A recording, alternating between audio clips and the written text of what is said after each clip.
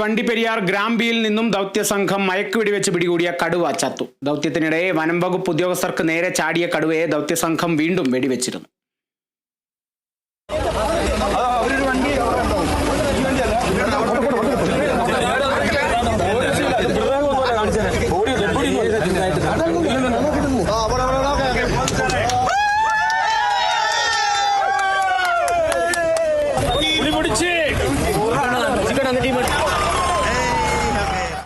ഒരാഴ്ചയോളം ഇടുക്കി വണ്ടിപ്പെരിയാർ ഗ്രാമ്പിയിലെ ജനവാസ മേഖലയിൽ ഭീതി പരത്തിയ കടുവയെ ഇന്ന് രാവിലെയാണ് ഡോക്ടർ അനുരാജിന്റെ നേതൃത്വത്തിലുള്ള സംഘം മയക്കുവെടിവെച്ചത്.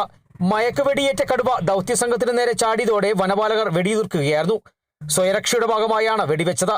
തുടർന്ന് പ്ലാസ്റ്റിക് പടുതിയിൽ പൊതിഞ്ഞ് കടുവയെ തേക്കടിയിലെത്തിച്ചു. ഇവിടെ വെച്ചാണ് മരണം സ്ഥിരീകരിച്ചത്. അരണക്കൽ ലയത്തിനോട് ചേർന്നുള്ള വേലിക്ക് സമീപം തേയിലത്തോട്ടത്തിലാണ് ഇന്ന് രാവിലെ കടുവയെ കണ്ടെത്തിയത്.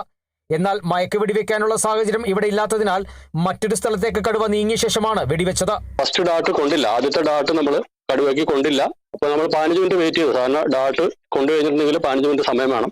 ആ 15 മിനിറ്റ് നമ്മൾ വെയിറ്റ് ചെയ്തിട്ടും കടുവ അനങ്ങാത്തത് കൊണ്ട് വീണ്ടും സെക്കൻഡ് ഡാട്ട് നമ്മൾ ചെയ്യാൻ വേണ്ടിയിട്ട് പ്രിപ്പയർ ചെയ്തു. സെക്കൻഡ് ഡാട്ട് ചെയ്തു. സെക്കൻഡ് ഡാട്ട് സക്സസ്ഫുൾ ആയിരുന്നു. പക്ഷെ അത് കൊണ്ട വഴി കടുവ ചാടി വന്നു. ഡോക്ടറെ നേരെയാണ് ചാടിയത്.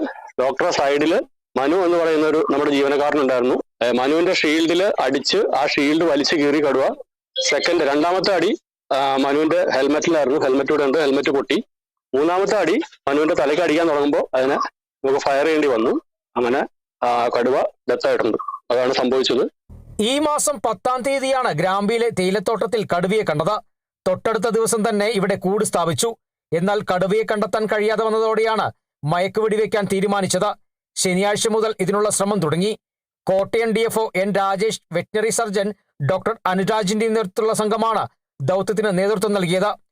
ഇന്ന് പുലർച്ചെ അരണക്കൽ എസ്റ്റേറ്റ് ലയത്തിന് സമീപം എത്തിയ കടുവ ഒരു പശുവിനെയും നായയും കൊലപ്പെടുത്തി. തുടർന്ന് മണിക്കൂറുകൾ നീണ്ട ദൗത്യത്തിനൊടുവിൽ കടുവയെ കണ്ടെത്തുകയും മയക്കുവെടിവെക്കുകയുമായിരുന്നു. Binish Antony, Kerala Vision News, Idukki.